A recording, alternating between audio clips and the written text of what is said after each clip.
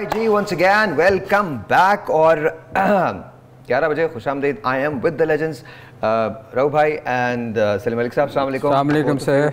आप लोगों ने मिस तो नहीं किया ना ज़्यादा? बहुत मिस किया है वो लॉन्ग टाइम नो सी। वो दोपहर वाली जो है ना मुझे कॉन्वर्सेशन बड़ी अच्छी थी। मैंने जानबूझ के इनको कहा 8 घंटे का बहुत लंबा टाइम, 8 घंटे का है ना, नहीं होना चाहिए। काफ़ी चीज़ें तो भूल गया। हाँ काफी चीजें भूल गया। मुझे सब याद है। मैंने ये पर्चा रखा हुआ है अपने सामने, ये चेक करें। ये पर्चा वो है जिसके अंदर वही चीजें जो आपने बोली थी। आपने विराट कोहली को कंपेयर किया था, याद दिला देता हूं। विराट कोहली कंपेयर किया। अच्छा चलो ठीक है, आप इस तरह गुस्सा कर रही है, गुस्सा करके रहो। आ जाए जरा मैदान में लगा दीजिए। पहले रहू के लिए वो गाना निकालें जो मैंने आपको बताया है। पहले आप वो गाना निकालें, वो गाना लगेगा, उसके बाद बातचीत शुरू होगी। वो गाना जरूर होना चाहिए। वो रीमा का गाना लगा देना। हाँ, मतलब वो जो कौन क्या नहीं भाई, रीमा द सिंगर, वो रीमा। अच्छा वैसे दूसरी वाली भी जो रीमा है वो हमारी तो बहुत अच्छी दोस्त है। She is a wonderful person, wonderful. उनकी हॉस्पिटैलिटी बहुत अच्छी है और माशाल्लाह माशाल्लाह माशाल्लाह। I think she is in the US if you are watching this. और मेरा वही निकलना है। अच्छा so coming back to the game, हम गेम के बारे में बात करें तो we not going to dig into it कि कौन बेहतर है। आपने सपोर्ट करना है ऑस्ट्रेलिया को, कर ही रहे हैं आप तो मतलब आपके ख्याल में शुरू से कर रहा हूं, ऑस्ट्रेलिया। हाँ बिल्कुल सही। अच्छा और सबसे बड़ी बात है इन्होंने हमेशा पैट कमिंग्स को बहुत बहुत बहुत रेट किया है कि यार उसकी जो, और वो वाकई कैप्टन बहुत अच्छा है। He's really a wonderful। लेकिन साहिर भाई डिफरेंस क्या आता है कि जब एक टीम बॉटम पे या 9वें नंबर पे उसका कैप्टन बिल्कुल स्टैंड फर्म है, वो अपनी पूरी टीम को बैक कर रहा है, उसकी बॉडी लैंग्वेज आउटस्टैंडिंग है। पूरी टीम को उसने किसी एक बंदे के खिलाफ कोई बात नहीं की कि हमारी फील्डिंग की वजह से ये हुआ है, हम 9वें नंबर पे आए, हमारी बैटिंग की वजह से आए, बॉलिंग की वजह से आए, मगर वो उसने हर बंदे को बैक किया और उसका रिजल्ट ये निकला कि वो फाइनल में पहुंच गए। नहीं ये क्यों नहीं उसने किया? क्योंकि उस पर कोई कॉन्फिडेंस था अपनी टीम के ऊपर। उसने जो टीम पिक की हुई थी उससे एक जो लड़का था उसको उसने मेरिट पे पिक किया हुआ था और उस पे 100% वो इसलिए रऊफ के वो सारे प्रोफेशनल हैं। उनको पता है हर बंदे को कि मेरा रोल क्या है अंदर जाके। उसको ये समझाने की ज़रूरत नहीं पड़ी, किसी पे गुस्सा करना नहीं पड़ा। आप बॉलर से लेके बैट्समैन तक देख लें, हालांकि मैक्सवेल ने जाके उल्टी सीधी बीटें मारता है मगर कभी उसने ये नहीं कहा कि शो किया कि ये क्या हो रहा है। बॉलिंग में कभी उसने कोई ऐसा आपको एक्शन नज़र नहीं आया कि नज़र आया हो कि यार ये उसका हर बॉलर अपनी लाइन पे बॉल करता है, किसी वक्त रिदम नहीं होता। जैसे मिचेल अच्छी बॉलिंग नहीं कर रहा था मगर उसने किसी जगह ये शो नहीं किया क्योंकि उसको पता है कि ये प्रोफेशनल है, मेरा इसने मुझे मैचेस जितवा के दिए हुए हैं। और बैड डे हो सकता है मगर अच्छा ये बड़ी बात है जो इनका जो डिमीनर होता है, जो इनका रख रखाव है ऑस्ट्रेलियंस का, ये बड़ा कमाल है। बॉडी लैंग्वेज इनकी बहुत अच्छी है। कल हम बल्कि यही बात कर रहे थे जब हम मैच देख रहे थे तो इट्स सन वेरी प्रोफेशनल। इनकी बॉडी लैंग्वेज अब आके ठीक हुई है। मैं आपको बताऊं, पहले ऐसी नहीं थी। ये जब हम शुरू में खेला करते थे ये बड़े बदतमीज तरीन किस्म के प्लेयर थे। ये गालियाँ निकालते थे जब आप बैटिंग कर रहे होते थे, ये करीब खड़े होते थे, इतना तंग करते थे। आपको पता है इनकी वजह से ही ये मैच रेफरी आया था। Really? हाँ मैच रेफरी तो कभी था ही नहीं क्योंकि इन्होंने हर टीम के साथ, ये नहीं था कि कोई टारगेट एक टीम होती थी क्योंकि ये इतने रफ थे। जब करीब खड़े होते थे वो हॉग होता था एक फास्ट बॉलर, वो छोटी सी हाइट का था। यकीन करो वो बॉलिंग करते हुए भागते हुए गली निकालते हुए आ रहा होता था, वादी वो बोलता जाता था। आपने पूछा नहीं ये क्या कर रहे हो भाई? नहीं वो आप जब खड़े होते थे ना सामने नॉन स्ट्राइकिंग एंड पे तो आप देख रहे होते थे वो बोलता हुआ आ रहा है और ये हर एक के साथ करते थे। ये इतना तंग करते थे आपको बैटिंग करते हुए। जो करीब खड़े होते थे ना, कई दफ़ा आप खेलते खेलते रुक जाते थे, वो बोले जाते थे, गालियाँ देते थे, बदतमीजियाँ करते थे इतनी। लेकिन आप ये सोचें कितने मजे की बात हो ना, आप देख रहे हैं एक आदमी भागता हुआ रहा है। ऑनेस्टली मैं सर भाई मैं आपको झूठ नहीं बोल रहा, वो ये सारे ऐसे थे सारे। आप देखें लिली के साथ जावेद की लड़ाई, उसने ठुड्डा मार दिया। मतलब ये बहुत रफ थे यार। आप तो बड़े लकी हो। आई थिंक दोनों पे जुर्माना हुआ था ना। हाँ, जावेद भाई ने बैट उठाया था। आप बड़े लकी हो आप लोग के जब इनको आपने उस वक्त देखा है जब ये बिल्कुल नहीं। मैंने थोड़ी सी 96 में भुगती हुई है क्योंकि इनकी एक टीम आई थी पाकिस्तान के टूर पे, एलन बॉर्डर उसके कोच थे, हेड कोच। तो हमारे पत्नी शुएब मलिक थे या कौन 12th में थे हमारी टीम में ना, हमारा शेखुपुरा में मैच था। तो वो मैच इसलिए रुक गया और मैच रेफरी को लाहौर से बुलाना पड़ा। तो 12th मैंने आके कंप्लेन कर दी कि भाई मैं पानी लेके अंदर जाता हूँ, मुझे 100 गालियाँ निकाल देती हैं। हाँ ये था इनका, ये बंदा पानी पिलाने जा रहा है। कहता मेरा क्या कसूर है यार, मैंने क्या किए। नहीं ये इनका था प्रॉब्लम, ये बहुत तंग करते थे। अभी भी वैसे हैं टेस्ट मैच में। लेकिन मैं आपको एक और बात बताऊं ना, ऑस्ट्रेलिया एक ऐसी ज़मीन है जिसकी अगर आप हिस्ट्री पढ़ें तो यहाँ जितने कॉन्विक्ट्स होते हैं उनको लाके बसाया जाता था, सज़ाएं दी जाती थी, और इसके बाद एक ऐसी नेशन बनी है ऑस्ट्रेलिया जो वाकई बाकमाल है। मुझे याद है जब एक 2015-16 की बात है, वो मुझे ईयर याद नहीं है, 17-18 का होगा, तो प्लीज़ इसको कोट नहीं कीजिएगा, लेकिन इनके जो प्राइम मिनिस्टर थे उन्होंने ये कहा था, बहुत ज़्यादा एक फियर किस्म की एक लहर जो थी वो दौड़ गई थी पाकिस्तानी मुस्लिम कम्युनिटी में, पाकिस्तानी क्या मुस्लिम कम्युनिटी में, कि शायद उनको नुकसान पहुँचाया जाएगा। तो उन्होंने कहा था कि मैं ख़ुद मुसलमानों के साथ बैठ के ट्रैवल करूँगा, और रिक्वेस्ट की थी नेबर्स से कि आप अपनी गाड़ी में एक साथ अपने, ताकि उनको ये पता चल सके कि यू आर ऑस्ट्रेलियन।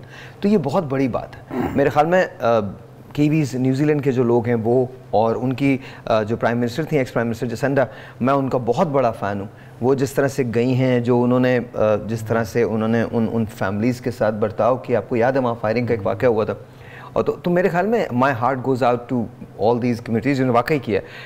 अब मैं आपको एक और बात बताऊँ, बड़े हैरत अंगेज़ बात है। इस वक्त मेगन कैली एक एनालिस्ट है जो काम करती है, तो वो बड़ी शोला बयानी से कह रही थी कि एक नई नस्ल बड़ी हो रही है जो अमेरिका के बहुत सारे जो मामलात हैं जो दुनिया के साथ उसने रखे हैं उसको गलत कह रही है।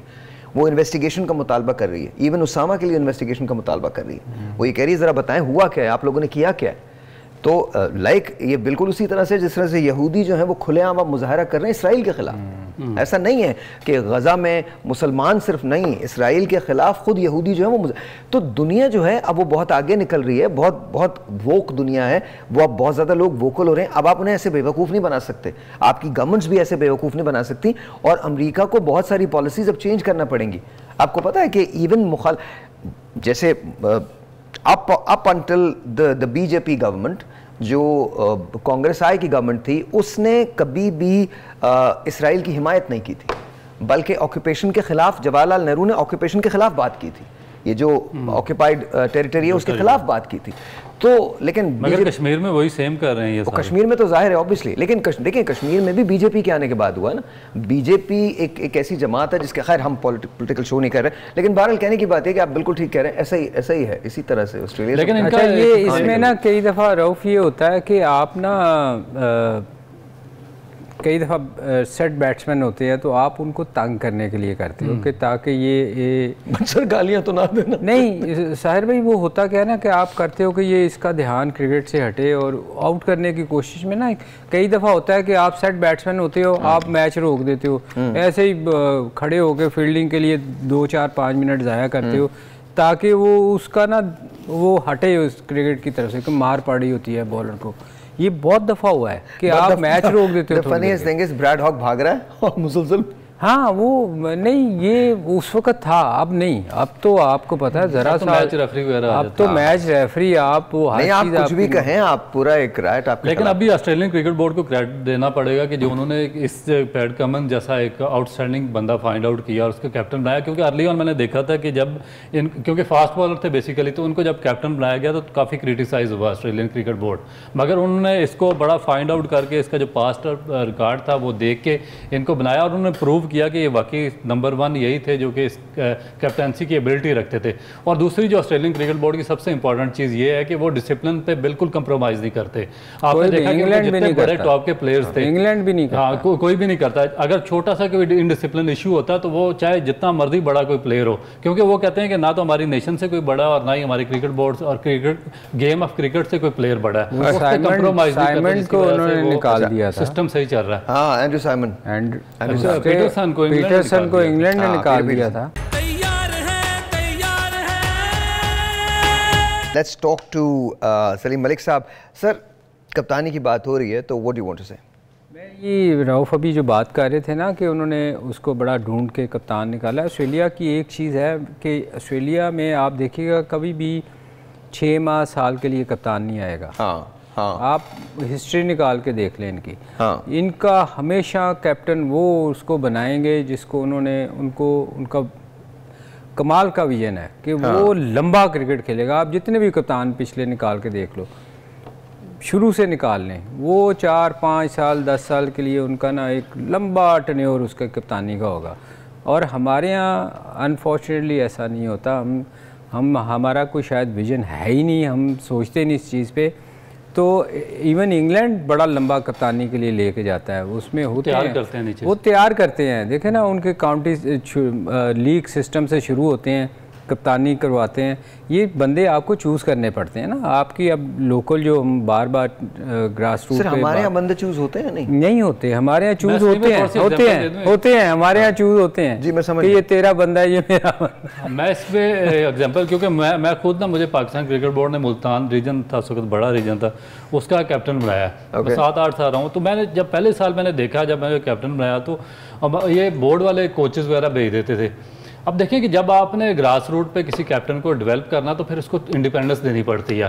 टीम सिलेक्शन में उसको पार्टिसिपेट करने देना चाहिए, उसको रूल अपनी मर्जी से लेने देना चाहिए। आपकी पार्टिसिपेशन नहीं होती थी? अच्छा, अब मैंने देखा 1-2 मैचेस में इन्होंने कोच भेज दिया उधर। वो क्या करे, टीम भी खुद सेलेक्ट कर ले, रोल कौन सा लेना, मीडियम लेना है, वो हैवी लेना है या लाइट लेना है, वो करे। इनिंग कब डिक्लेयर करनी है 2 मैचेस के बाद मैंने कहा भाई इनिंग कब डिक्लेयर करनी, ये फैसला तो कैप्टन का है। अच्छा, ये इसीलिए तो पाकिस्तान में, मैं यही बात तो बता रहा हूँ, पाकिस्तान में इसीलिए तो कैप्टन डेवलप नहीं होते, क्योंकि राइट ग्रास रूट लेवल पे, अंडर 16, अंडर 19 पे जब तक आप कैप्टन को इंडिपेंडेंस नहीं देंगे, उसको फैसले लेने नहीं देंगे, फिर इसी तरह होगा, वो शेल में होगा जब पाकिस्तान टीम में आएगा। 2 मैचेस के बाद मैंने कोच को कहा, मैंने कहा मेरी बात सुने, आपका जहाँ तक काम है वो आप उस हद तक रखें। अगर मुझे आपने कैप्टन नहीं रखना, ना रखें, मगर ये फैसले मैं ही करूँगा। डिक्लेरेशन भी मैं ही करूंगा, रोल का फैसला भी मैं ही करूंगा, टीम सिलेक्शन जो 11 बंदों की होगी वो भी मैं ही करूंगा। इसमें आपका कोई अमल दखल, आप मशवरा दे सकते हैं। ये आप ट्रॉफी की बात कर रहे हैं? काज़म ट्रॉफी जो पाकिस्तान का सबसे मेगा इवेंट है इंटरनेशनल क्रिकेट के बाद, उसकी बात कर रहा हूँ। उसमें ये बिल्कुल इंडिपेंडेंस नहीं देते थे। फिर मैंने आगे 6-7 साल मैं खुद अपनी मर्जी से चला, और उस पर हमने काफ़ी डेवलपमेंट की। हमारे 10-11 बंदे पाकिस्तान की टीम तक पहुँच गए, मुल्तान रीजन से, जहाँ से एक बंदा भी नहीं आ रहा था। तो ये चीज़ें आपको बच्चों को बताना, इंडिपेंडेंट, जो आप बाबर आजम की कैप्टनसी पे बात करते हैं ना, उसमें ज़्यादा कसूर पाकिस्तान क्रिकेट बोर्ड का है कि जब आपने उसको अंडर 16, अंडर 19 पे कैप्टन बनाया था, तो आपको उसको इंडिपेंडेंस देनी चाहिए थी, उसको फैसले लेने देने चाहिए थे। ये नहीं कि बाहर से कोच ने पर्ची भेज दी, लिख के भेज दिया भाई ये करो, तो आखिर तक वो शेल में ही रहा है इस तरह। नहीं तो ये आपको पता है अभी तक हो रहा है इस तरह। हाँ, सर ऐसा कैसे हो सकता है? Okay, so let me ask you this, Javed Miandad, even Salim Malik and Imran Khan, क्या ये लोग ये करते थे? नहीं, ऐसा तो that's what I am saying. नहीं, I mean, ये कब से शुरू हुआ? ये वीक कैप्टन की निशानी। नहीं, तो ये कब से शुरू हुआ? मतलब दिस इज बिकॉज़ देखें, आपको कोई क्या मशवरा दे सकता है if you are in the field and if you done so many matches. उस लेवल पे मेरा नहीं ख्याल, ये अभी कुछ देखने को मैं नजर आया था, इस किस्म की हरकतें, बाहर से जाके पूछना, बाउंड्री पे खड़े होकर पूछना, ये होना नहीं चाहिए। जो रऊफ बात कर रहे हैं ना, मैं आपको बताऊं, अंडर 16 से लेके ना शुरू होता है ये काम। हाँ। वो बेचारे को ना, वो सिर्फ नाम का कप्तान होता नाम का कि आप कैप्टन हो, टीम आप लिखते हो बाहर बैठ के। हालांकि होना ये चाहिए, देखे आप हारे जीते, जितनी देर आप खुद डिसीजन नहीं लोगे ना, हाँ, आपको पता होना चाहिए कि यार मेरा बेटा खेलता है ना, तो मैं उसको अक्सर समझाता रहता हूँ, मैंने कहा यार तुम्हें पता होना चाहिए कि ये ऑफ स्पिनर बॉलिंग कर रहा है ना, तो इसके लिए मुझे फील्डिंग कहाँ लेनी है। हाँ। और तुम्हें ये भी पता होना चाहिए कि इसकी, वो कहेगा मुझे कि इधर फील्डर ले दो, इधर फील्डर ले दो, तुम्हें पता होना चाहिए कि इसने एक बॉल पीछे मारना है, उसके लिए भी मुझे एक फील्डर चाहिए। हाँ। और ये कहेगा मैं इधर बॉलिंग करनी है, ये करेगा इधर, तो आपको खुद पता होना चाहिए कि यार इसकी मैंने नहीं सुननी, क्योंकि इसको पता नहीं है कुछ। तो ये बच्चों को ना आप शुरू से आप तैयार करते हो कि यार आपको कप्तानी आनी चाहिए, आप उसको अंदर जाके उसको छोड़ दो, गलतियां करेगा ना, 1 दफ़ा करेगा, 10 दफ़ा करेगा, से वो फिर आहिस्ता आहिस्ता उसको समझ आ जाएगी कि यार मैंने कहाँ क्या करना है। तो जब आप उसको करने नहीं दोगे ना, उसको पता है यार मैंने तो कुछ करना नहीं। let me ask you this, ये आपसे पूछना चाहता हूँ और आपसे भी। So let's look at it from another perspective। ये तो पाकिस्तान है, बट क्या ये चीज़ इंडिया में हो सकती है कि रोहित शर्मा अपने फैसले ना ले और इनिंग्स के मामलात जो हैं वो कोई और बताए, या ये पैट कमिंग्स में हो सकती है, या ये चीज़ें मैं न्यूजीलैंड में केन विलियमसन के साथ हो सकती है? क्या ये चीज़ें हो सकती हैं? नहीं, ये होती हैं, होती हैं। वो कहाँ होती हैं? टीम मीटिंग में। सिर्फ टीम मीटिंग इज़ फाइन, वो वहाँ आप डिस्कशन कर सकते हो कि ये होना चाहिए, ये नहीं होना चाहिए। जब आप अंदर चले जाते हो ना, ग्राउंड के अंदर यूं कदम रखते हो, उसके बाद डिसीजन आपके हैं। हाँ। क्योंकि आपने एकदम डिसीजन लेना है कि यार ये विकेट ब्रेक आ रही है तो यहाँ स्पिन ने ज़्यादा फायदेमंद है। नहीं, या तो ये विकेट ब्रेक करिए या ये बैट्समैन जो है, अगर आप बॉलिंग एंड पे ये ज़्यादा बेहतर खेल रहा है, इसको मैंने ये यहाँ पर बॉल रख, मैंने यहाँ पर इतने चांसेस लेने और इधर आउट करना मैंने। हर बंदे का डिसीजन जो है वो कप्तान ने अंदर लेना है। वो बाहर नहीं देखेगा कि बाहर से आगे बताएंगे कि अब यार ये तुमने करना है। वो तो कैप्टन की रिस्पॉन्सिबिलिटी है ना। और वो तो फिर कैप्टन को खुद पता होना। ग्रूमिंग में बहुत पार्ट है। ग्रूमिंग देखें, वहाँ ग्रूमिंग ये होती है कि वो इंटरफेयर नहीं करते। हमारे यहाँ तो सिलेक्शन से लेके हर चीज़ में इंटरफेरेंस है ना। आप देखें किसी का फ़ोन आ जाएगा, आपने टीम चेंज कर देनी है। अभी रमीज़ के टाइम पे अगर आप चेंज ना करें तो आप चेंज हो जाते हैं। नहीं, आप रमीज़ के टाइम पे देख लें कि 5-6 जब मोहम्मद वसीम कैप्टन था तो 6 लड़के चेंज हुए थे। उसने टीम कुछ अनाउंस की थी, चीफ सेलेक्टर था, चीफ सेलेक्टर थे मोहम्मद वसीम। तो उस वक्त शाम को टीम 6 लड़के चेंज कर, सारी टीम ही चेंज कर दी थी। तो रमीश भाई ने चेंज की थी, बट व्हाई? और वो कहते हैं मैं इंटरफेयर नहीं करता था। नहीं, मतलब ये था कि वो वैसे वो टीम उसने ठीक चेंज की थी उस वक्त। अच्छा। दूसरी वो एक अलग डिबेट है कि मोहम्मद वसीम को क्या कैलिबर था कि उसको आपने चीफ सेलेक्टर बना दिया था। तो ये इस किस्म की चीज़ें क्यों बनाई जाती हैं कि क्योंकि आपने डिसीजन लेने होते हैं। जब आपने डिसीजन लेने होते हैं तो ऐसे लोगों को लाते हैं जो घुग्गू घोड़े पंजाबी कहते हैं ना, बन के बैठा रहे, आप जो मर्जी करते रहें। तो ये फिर ये हमारे यहाँ तो सिस्टम चेंज हो ही नहीं सकता। It's a sad situation, it's a sad scenario। मतलब इसके बारे में और क्या कहा जाए सिवाय इस बात के कि अगर ये चलता रहेगा और इसी तरह से कंटिन्यू रहा तो कोई वक्त वो दूर नहीं है जब पाकिस्तान से क्रिकेट भी वैसे ही ख़त्म होगी जैसे हमारे यहाँ की हॉकी ख़त्म हो गई है। और मुझे लगता है कि हम जिस जगह आ गए हैं एज ए नेशन, वहाँ हमें रियलिस्टिकली इस बात से कभी भी फ़र्क नहीं पड़ा। हम चंद दिन ज़रूर याद रखते हैं, उसके बाद भूल जाते हैं। क्रिकेट के लिए इसलिए हमारा पैशन है बिकॉज़ मुझे याद है जब हॉकी बिल्कुल ख़त्म हो रही थी और पहली मरतबा हम बाहर हुए थे किसी मेजर इवेंट से, तो मैं बहुत बच्चा था, तो जंग में बड़ा लिखा गया था इसके बारे में, बहुत शोर होगा हुआ था। और स्पोर्ट्स राउंडअप्स आते थे उस ज़माने में, तो उसमें भी बहुत कुछ हुआ था। फिर आहिस्ता आहिस्ता आहिस्ता आहिस्ता आहिस्ता आहिस्ता वो चीज़ें मादूम होती चली गई, ख़त्म होती चली गई। मुझे याद है हम क्रिकेट में इंटर स्कूल खेला करते थे। अब आई डोंट नो कि इंटर स्कूल होता है या नहीं होता, लेकिन मुझे याद है हमारे यहाँ पीटी के पीरियड्स हुआ करते थे जिसके अंदर स्पेसिफिकली फुटबॉल के लिए अलग दिन था, क्रिकेट के लिए अलग दिन था, वॉलीबॉल के लिए अलग दिन था, हॉकी के लिए अलग दिन था, सो मच सो स्क्वाश के लिए अलग दिन था। मतलब ये सारी की सारी। और हमने जो स्क्वाश के बड़े बड़े प्लेयर्स पैदा किए थे वो हार्ड सीमेंट फ्लोर्स पे किए थे। ये जो वुडन फ्लोर्स हैं ये तो बहुत बाद के अंदर आए। और मतलब हमने जहांगीर, जानशेर, कमर ज़बान, गोगी अलाउद्दीन, इन जैसे ग्रेट्स पैदा किए स्क्वाश के अंदर। लेकिन अब क्या वजह है कि स्क्वाश भी ख़त्म हो गई, हॉकी भी ख़त्म हो गई। और अगर हमने ये जारादारी अपनी कायम रखी और क्रिकेट के साथ भी वही सलूक करते रहे जो हमने हॉकी के साथ किया और बाकी स्पोर्ट्स के साथ किया, तो it's not going to exist. मैं आपको एक बात बताऊं सहर भाई, हमारे ना 9 कैप्टन मिंटो पाक, हमारा इकबाल पाक जो है वहाँ से निकले हैं, 9 कैप्टन पाकिस्तान के। और आपको पता है वहाँ वो ग्राउंड ही ख़त्म कर दी गई है, आधी से आधी कर दी गई है। वहाँ हर बंदा संडे वाले दिन जाके खेलता था। हम लोग सब वहाँ से निकले हुए हैं, बहुत सारे पाकिस्तान के बहुत प्लेयर निकले हैं, 9 तो कप्तान निकले हैं। तो वहाँ हमारा ये विज़न है हमारे लोगों का कि हमने वहाँ से एक रोड निकाल दी हुई है बीच में से, और उस ग्राउंड को ही हमने, वहाँ हॉकी की ग्राउंड थी, वहाँ फुटबॉल की ग्राउंड थी, वहाँ स्विमिंग पूल था जहाँ। ऑलराइट, का मैच इंपॉर्टेंट है, बहुत इंपॉर्टेंट है।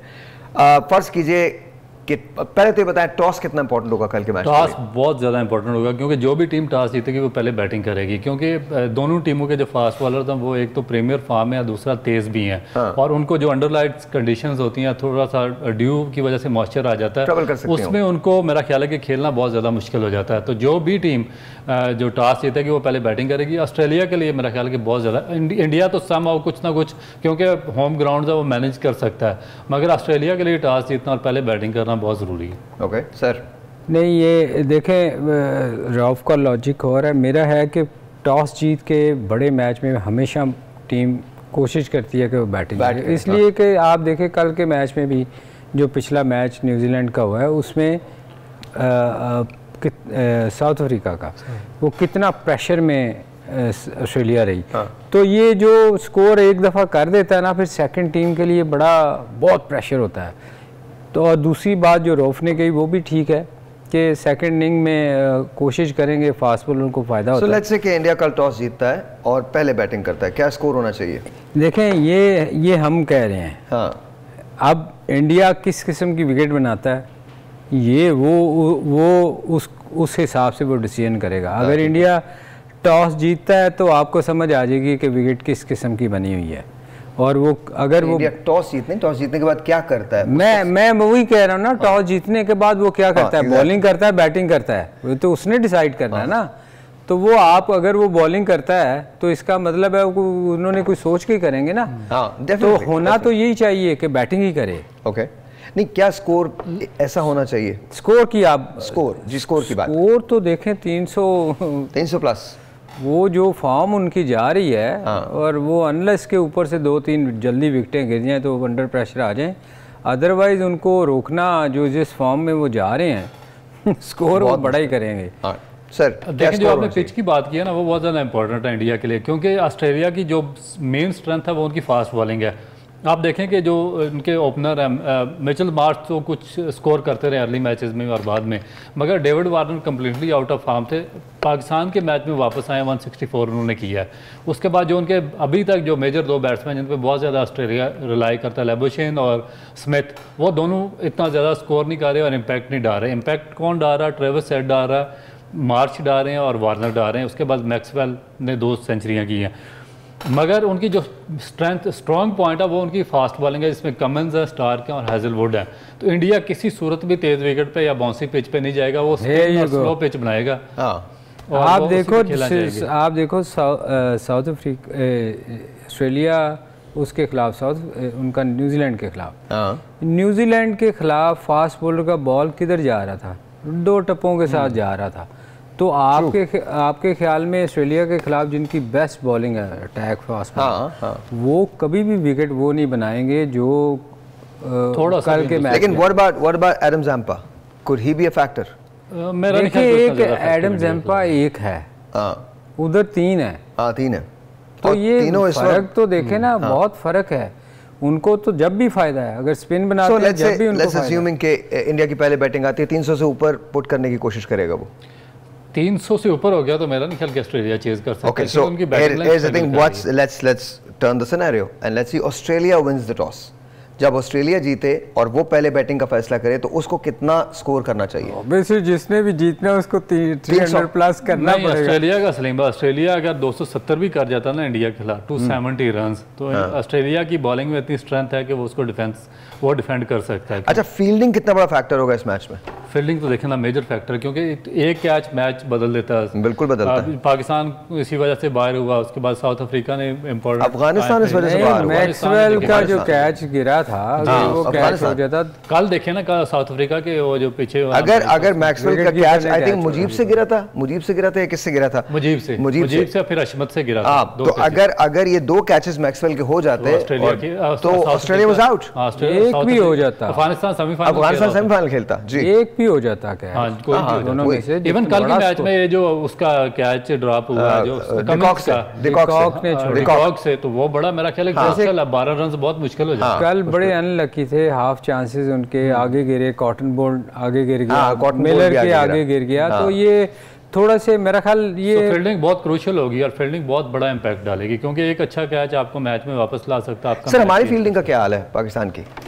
पाकिस्तानी जब देखें फील्डिंग होगी फिटनेस से, हमारे प्रॉब्लम यही है कि इस जो टूर्नामेंट में लेकर गए थे उसमें मुझे तो नहीं लगा कि जो हमारे कुछ प्लेयर्स हैं उनकी फिटनेस 100% है। तो जब तक आपकी फिटनेस पूरी नहीं होगी, बड़ा जिस तरह सलीम भाई बात कर रहे थे, जो पाकिस्तान का मैच था साउथ अफ्रीका से या उससे पहले, तो उसमें हमारे बॉल बाद में आ रही थी, हमारे प्लेयर पहले ही निकल रहे थे, उनके पीछे से बॉल टर्न होके बाउंड्री चल रही थी।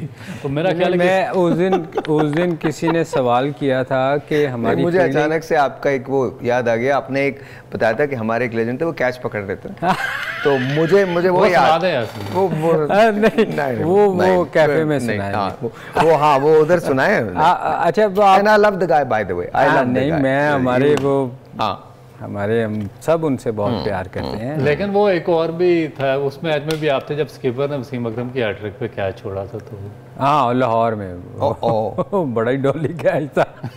उसके बाद पूछा नहीं किसी ने? नहीं वो उनसे नहीं पूछ सकते थे ना। पता है तुम्हारी वजूहात, मैं बताऊं तुम्हारी वजूहात जो है वो यही है, यही वजूहात है और कोई वजह नहीं है। तुम्हारी सबसे बड़ी वजह जो है ना तुम्हारे बाहर रहने की। कहाँ से मैं किधर आऊंगा मुझे ये बता। मैं आपके पास टाइम है? जी जी बहुत है, आज इनको जाने नहीं देना मैंने। अच्छा मैं आपको बताऊं, उस दिन एक बंदे ने सवाल किया था कि आज हमारी 2-3 सवाल थे, फिर फील्डिंग वाला रह गया था। आपको पता नहीं याद है कि नहीं? जी सर बोले। तो उसने कहा जी हमारी फील्डिंग क्यों इम्प्रूव नहीं करती? हाँ जी। देखें आप दो चीज़ों के बारे में बात करें, एक तो फील्डिंग के बारे में, दूसरी इकोनॉमी के बारे में। इकोनॉमी भी इम्प्रूव नहीं कर रही है, इकोनॉमी का भी वही हाल है। मेरी फील्ड नहीं है ना जी, वो जिनकी फील्ड है वो पिछले 270 पे आ गया था तो दोबारा 290 पे हम तो सोच रहे थे बड़ी इम्प्रूव हो जाएगी। सर असल में पता क्या आता है, पैसा बनाना होता है। अच्छा तो अभी वो किस्त आने वाली है, तो सर बीच में फ्लक्चुएशन करना तो किस्त तो देनी है तो वो थोड़ा सा नीचे सर छोड़ा सर। मैं मुझे नहीं अच्छा लगता कि मैं कुछ लोग लेके जाएं, तो मैं मुझे बहुत बुरा लगेगा। लेकिन मैं आपको वैसे बता रहा हूँ। जी सर बोलिए। ये हम क्रिकेट का शो कर जी क्रिकेट का शो कर रहे हैं, हम बात करें पाकिस्तानी फील्डिंग की। ऐसी मैंने खामा में करेंसी की बात छोड़िए। नहीं मेरा ख्याल मुझे लगता है रऊफ के पास डॉलर पड़े हुए हैं। रऊफ को गुस्सा चढ़ता है, रऊफ ने बेच दिया जब सस्ता होने वाला था। अगर डॉलर पड़े हुए ना सब मिलकर मलक बोस्तान साहब ने बड़ी गलत इन्फॉर्मेशन शेयर की थी, उन्होंने कहा ये 200 पे आ जाएगा। रऊफ ने जल्दी से बेच दिया। अब रऊफ कह रहा है देखो यार 90 पे चला गया। वो 290। अच्छा पाकिस्तानी फील्डिंग इंप्रूव क्यों नहीं होती सर? छोड़े सर इकोनॉमी की बात से। नहीं इकोनॉमी नहीं sir, fielding is more interesting. छोड़े। देखिए साहिर भाई इन्होंने ना एक टाइम पे मैं पहले भी एक दफ़ा ये सुना चुका हूँ, जॉन्टी रोड को बुलवाया था। हाँ। दुनिया का उससे बड़ा फील्डर कोई आ ही नहीं सकता, ना होगा ना आएगा शायद। तो उसको ना इन्होंने पाकिस्तान के लिए बुलाया कि जी फील्डिंग आप हमारी इम्प्रूव करवा दें। अच्छा वो पाकिस्तान में आ गया। अब उसने क्या बताना था? बेसिक्स कि जी एंटीसिपेट कैसे करना है, बॉल अगर कोई रोकता है तो आपने बाकी वो तो हमेशा ऑन द गो था। मतलब मैं बता रहा हूँ कि बेसिक्स के अलावा उसने अपने हाथ काट के टांगे काट के तो नहीं देनी थी ना आपको, करना आपने था। अब इम्प्रूव करने वाली क्या चीज़ थी? जॉन्टी रोड का टूर था साउथ अफ्रीका का, पाकिस्तान का। हाँ। उसको आदत थी डाइवें मारने की। हाँ। अपने बाहर के मुल्कों में वहाँ आपको पता है वो हाथ तो वो बचपन से डाइवों की उनको आदत होती है। उसने पाकिस्तान में ना पहले मैच में डाइवें मारी, उसके बाद ऐसे लगे वो जैसे किसी का एक्सीडेंट नहीं हो जाता कि मुंह से लेकर नीचे तक पट्टियाँ बांधी होती हैं, उसके हर जगह से छिल गया। वो छिलना ही था, हार्ड ग्राउंड थी। अब हम हर वक्त ये पीटते हैं जी हमारी फील्डिंग इम्प्रूव नहीं करती। देखें ये आप जब बचपन में होते हैं ना तो आपको डाइव मारने की आदत पड़ती है। जब आप बचपन में एक दफ़ा गिरते हैं ना, पत्थर पे आप गिरते हैं ना, उसके बाद आप कहते हैं मेरे अब्बा की तौबा, मैं अब डाइव नहीं मारूंगा। तो आपकी फील्डिंग कैसे इम्प्रूव होगी? आपने इम्प्रूव क्या करना है? आपने सबसे पहले अपनी ग्राउंड ठीक करनी है। आप पैसा देते हैं, इतना पैसा देते हैं बाहर से लोगों को बुला के, आपने आज तक अपनी ग्राउंड ठीक नहीं की कि यार ग्राउंड ही ठीक कर ले जहाँ बच्चों ने डाइवें मारनी है। तो जब तक आप वो चीज़ ठीक नहीं करेंगे आपकी फील्डिंग इंप्रूव नहीं। हाँ जी बहुत बहुत शुक्रिया आपका, बहुत शुक्रिया। इकोनॉमी और फील्डिंग दोनों ही इस वक्त बड़े बुरे हालात में है। इकोनॉमी ठीक कैसे होगी? बाहर से कर्जा लेने से नहीं होगी। जब आप अंदरूनी तौर पर कर्जे फराहम करेंगे, स्मॉल इंडस्ट्रीज लगाएंगे तो ठीक होगी। And by the way cricket का ही शो है। आपसे मिलेंगे कल, तब तक के लिए खुदा हाफ़िज़।